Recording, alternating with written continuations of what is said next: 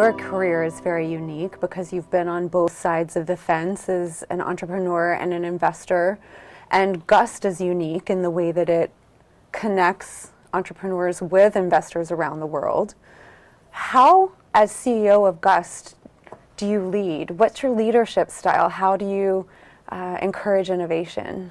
Well, the question in terms of being a founder and being a CEO and leading a company is a real challenge. And so ultimately, as companies, when you're starting a company as an entrepreneur, remember, so you have a founder who starts a company, you have a CEO who manages a company. An entrepreneur is a combination of a founder and a CEO. You have to do both. If you're an entrepreneur, you don't just say, hey, here's an idea, somebody else go run it, nor do you take somebody else's idea and just execute it, right? So an entrepreneur is both of those things coming together. And so in the first day, you are everything. You are the chief cook and bottle washer, you are the sales thing, you're a fundraiser, you're the product developer, you're the designer, and everything else, right?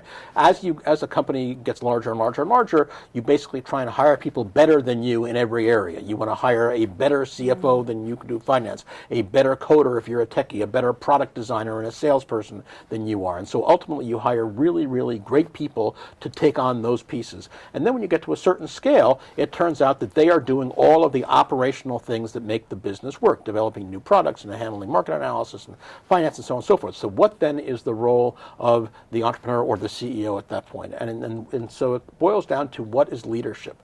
And I think that in terms of the core things that you're doing, one, you're establishing the values. What are the values of the enterprise? They come from a person. An organization doesn't have any values. In corporations, it's an abstract thing. It exists on paper or in a database. But it comes down to the founder, the leaders, what is the culture and values of the organization. And in our particular case, since I wear my values on my sleeve, I write about them in the book as to what entrepreneurs, investors look for in entrepreneurs. They come down to things like integrity and transparency and doing the right thing. And so that is so imbued in our company.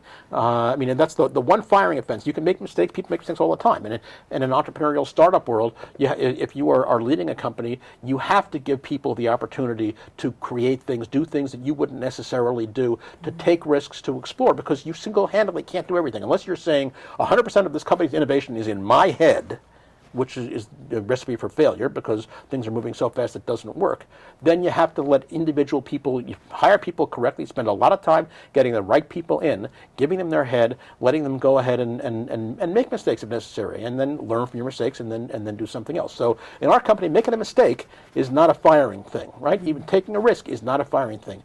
Any integrity issue, instant, on the spot, that's terminable, because the core and guts of this and the values that we espouse, that I espouse personally, become the values of the company. And so the goal and the role ultimately of the CEO as the company matures is maintaining the values, as the value person in chief, holding the vision for the company. A man's reach must exceed his grasp. So you may be doing this now, but what you're doing now is dependent on where you're going in the future, and that future vision has to come from the CEO. So those are the primary things: the vision, the values, and then ultimately being, in many cases, the public face of the company, the outside salesperson, not selling individual deals, but selling the company and representing the company to the world. And so you hire great people, establish the values, be keeper of the long-term vision, and be the public face of the company.